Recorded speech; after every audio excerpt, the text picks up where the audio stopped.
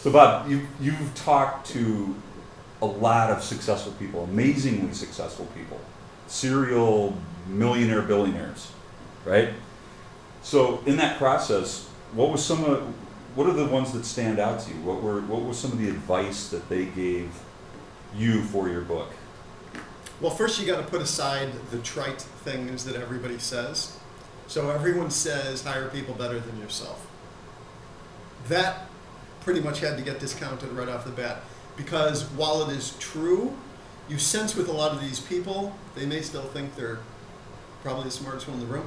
And in some cases, they are the smartest one in the room. They are amazing.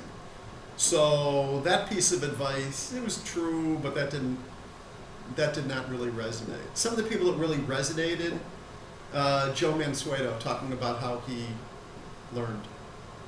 So I said, you started in a 2-bedroom apartment. How do you go from a 2-bedroom apartment to 4,000 employees worldwide, 700 million in revenue, IPO? How would anyone go from here to there? And he said it was pretty much a process of reinvention. That of course there was no way in the beginning that could have occurred, but that as things evolved and new challenges came up, he very consciously was reinventing himself and learning, and that he didn't want trial and error, which frankly was more my style, and still is. But I thought that was just a great, humble thing for him to say. There was really great stuff coming out of these people. So, was there any advice that you got that you kind of looked at it and you said, yeah, that is not good advice? Yeah, without naming names, there's a wide variety of opinions, for example, on how you reward your employees. So you have some entrepreneurs who, to my mind, it sounds like they were incredibly generous. They would, Dane Miller, the founder of Biomet, said every employee, even the janitors, got stock, got options. I thought that was really cool. And there were some folks that said no, that was not a successful thing for them. And in one case, for example, somebody said, well, we will reward participation in future profits, which can be okay, if you know that you're going to have future profits. But so there's a variety on that. Now, if you want, I can tell you my best story so far. Absolutely. If you want.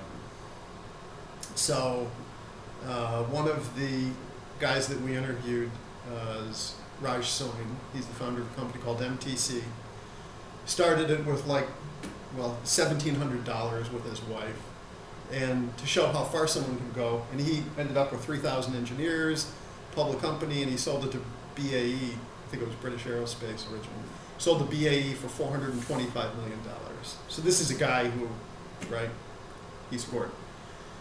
But I asked him what was the hardest problem he ever had, and he started laughing, and he said, payroll, which is a universal kind of thing pretty near universal for a lot of startups, especially if they're trying to be ambitious, trying to grow.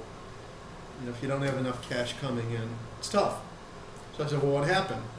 Payroll. And he said one day his wife, who was the company controller, came in and she was crying, near tears, and she said, Raji, it's payday.